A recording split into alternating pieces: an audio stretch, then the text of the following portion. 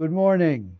And there's a verse when you say good morning, every word ablaze with light. Morning has broken like the first morning.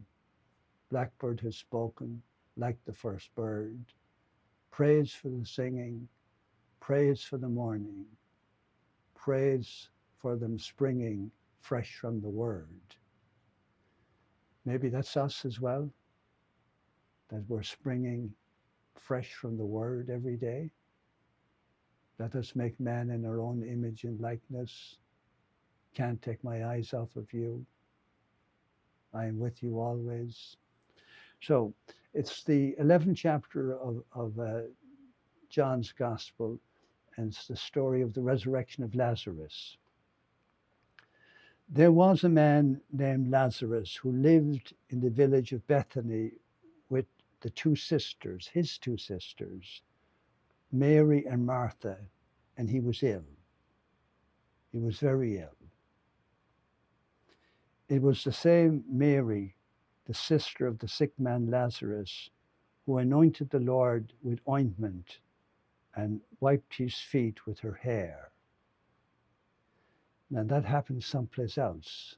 Apparently, uh, Jesus was in the house of some of the leaders of the temple um, for dinner, and a woman walked in off the streets. Now you can read what you like of off the streets, whether that meant she was a prostitute or what, I don't know. But she was the one who anointed the Lord with ointment and wiped his feet with her hair. So here is Jesus now in the house of Lazarus with Martha and Mary. The sisters sent this message to Jesus: Lord, the man you love is ill.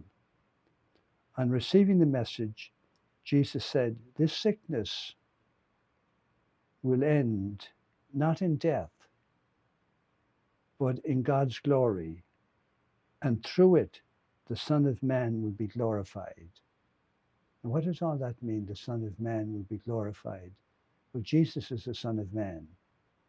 So he's saying this sickness will end not in death, but in God's glory. And through it, the Son of Man, Jesus, will be glorified. People will come to know who he is and love him.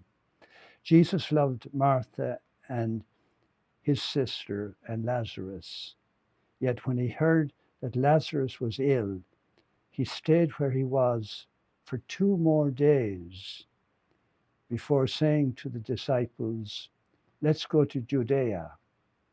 It'd be like, you call me because your mom or somebody is in hospice and is on the point of death.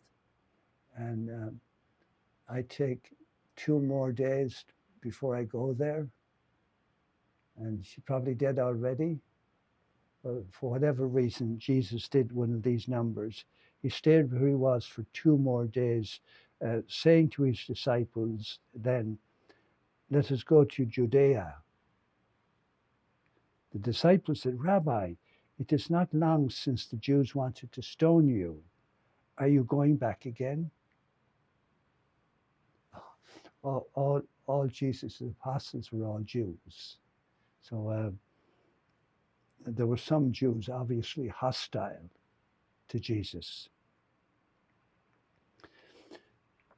The disciples said, Rabbi, it is not long since the Jews wanted to stone you. Are you going back there again? Jesus said, are there not 12 hours in the daytime, I presume? A man can walk in the daylight without stumbling because he has the light of this world to see by. But if he walks at night, he stumbles because there is no light to guide him. Now, a little teaching for us here. The light for us is Jesus. Come follow me in the jungle and in the desert of this world. He said that and then added, our friend Lazarus is resting. I am going to wake him. The disciples said to him, Lord, if he is able to rest, he is sure to get better. The phrase Jesus used referred to the death of Lazarus, but they thought that by rest he meant sleep. So Jesus put it plainly, Lazarus is dead, dead, dead. And for your sake, I am glad I was not there, because now you will believe. So something wonderful is going to happen here. Do the apostles not believe in Jesus? I don't think so at this stage. You know, they knew he was a teacher. Like I met Jesus as a teacher, and but I know him. I know him more as now. I know him more as the Son of the Eternal Father, the Word made flesh. So Lazarus is dead, and for your sake, I am glad I was not there, because now you will believe. Let us go to him.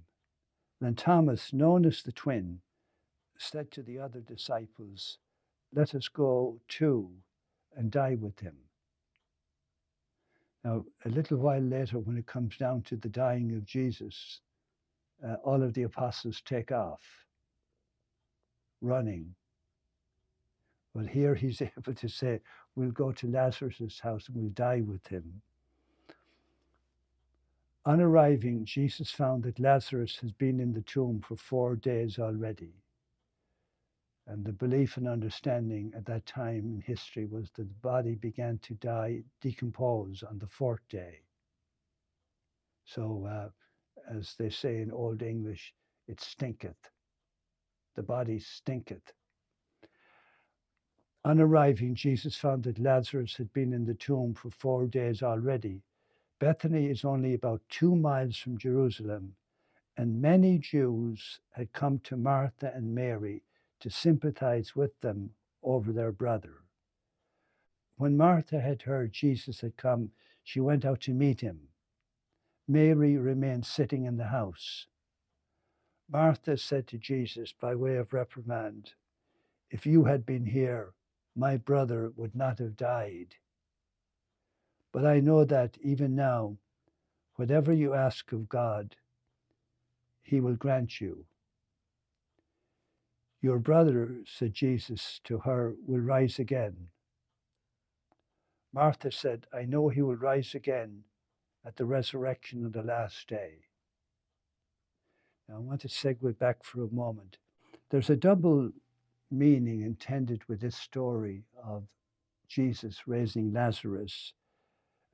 Jesus will be glorified by the miracle itself. People will come to believe in it. However, the miracle will also bring about his own death, by which also he will be glorified.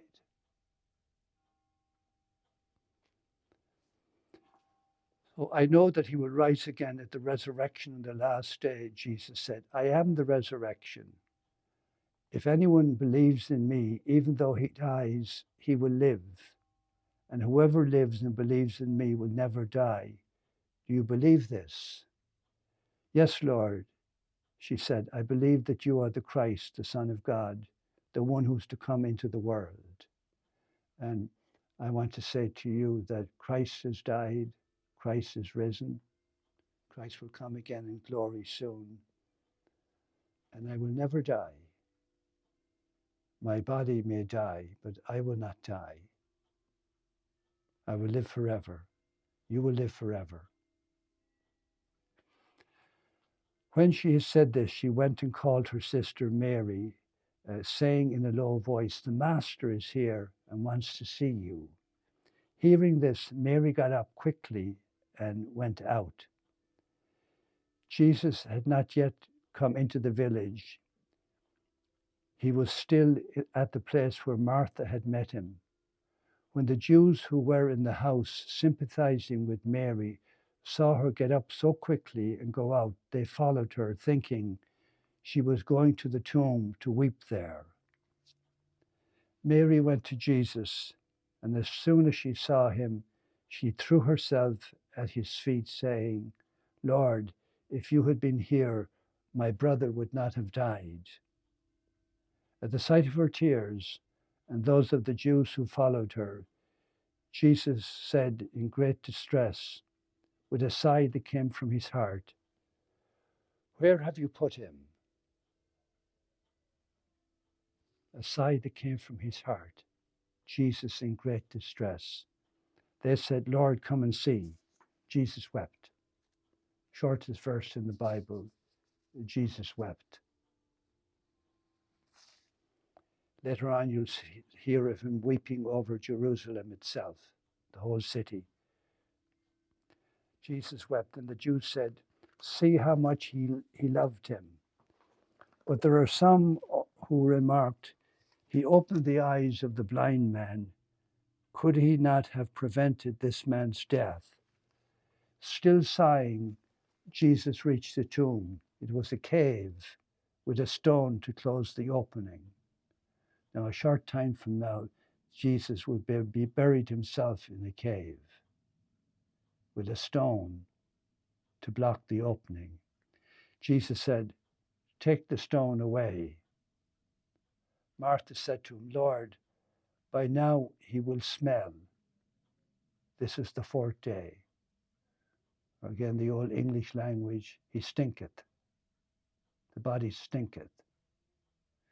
He replied, "Have I not told you that if you believe, you will see the glory of God?" So they took away the stone. Then Jesus lifted up his eyes and said, "Father, I thank you for hearing my prayer. I know indeed that you always hear me, but I speak for the sake of all these who stand around me, so that they may believe it was you who sent me." When he had said this, he cried in a loud voice, "Lazarus, here, come out." The dead man came out, his feet and hands bound with bands of stuff and a cloth over his face. Jesus said to them, "Unbind him, let him go free." It's a weird picture. How would a man who is bound hands and feet get up and get out of the tomb? So he almost like had to jump like this, like children playing a sack race or something. So he said, "Unbind him and let him go free." Now, go back in our history for a moment to Abraham, our father in faith, and Isaac, his son, are on their way to a mountain called Moriah, later to be called Calvary. And when they get to the top of the mountain, Abraham ties up his son, puts him on the wood that's going to be burnt, and he's going to offer him up as a whole burnt offering to God. And an angel of the Lord stopped him with saying, "Stop, do not any harm to the boy." And he said, "Unbind him and let him go free." Now here it is happening again with Lazarus. And that's why, the Old and the New Testament are testifying to the fact that, God spared Abraham's son and he spared Lazarus, but he didn't spare his own son. But Jesus was untied himself in the glory of the resurrection. It's all been there in the shadows all this time. Unbind him, let him go free. The Jewish leaders decided on the death of Jesus. Now look at the double thing here. He's raising a man from the dead. And now it causes them, some of them, to react this way. Kill him. Many of the Jews who had come to visit Mary and had seen what he did believed in him, but some of them went to tell the Pharisees what Jesus had done. Then the chief priests and the Pharisees called a meeting. Here is this man working all these signs, they said, and what action are we to take? If we let him go on in this way, everybody will believe in him. So what would be terrible about that? Everybody will believe in him. And the Romans will come and destroy the holy place and our nation.